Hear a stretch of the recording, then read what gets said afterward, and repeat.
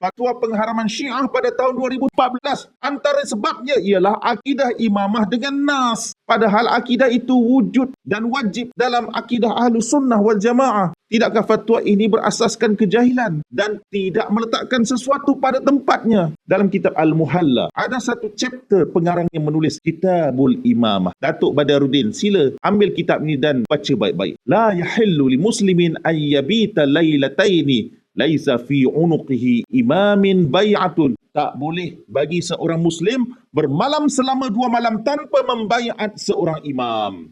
Inilah akidah Ahlussunnah yang tidak diceritakan oleh kebanyakan ustaz-ustaz kita. Padahal akidah imamah ini penting dan ada dalilnya. Hanyalah pada mereka siapakah imam zaman mereka. Waman mata walaysa fi unuqihi bai'atun mata mitatan jahiliyatan.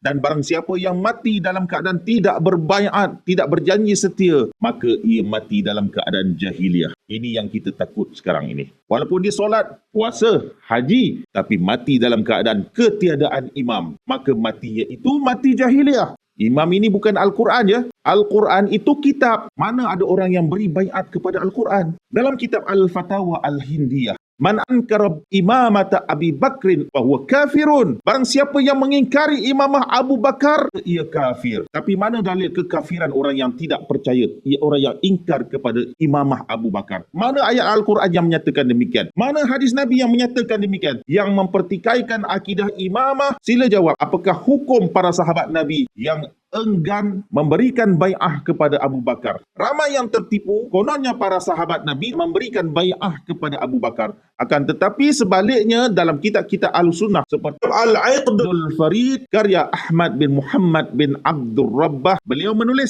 satu bab berjudul Alladzina takhallafu an bai'ati Abi Bakrin. Orang-orang yang tidak memberikan bai'ah kepada Abu Bakar, iaitu para sahabat Nabi, Ali, Abbas, Zubair, Sa'ad bin Ubadah. Ada kitab lain yang menyenaraikan lebih dari 10 orang para sahabat Nabi yang tidak mengakui kekhalifahan Abu Bakar. Apakah mereka ini kafir? Menurut golongan Ahlussunnah yang mengkafirkan orang yang tidak percaya kepada imamah Abu Bakar.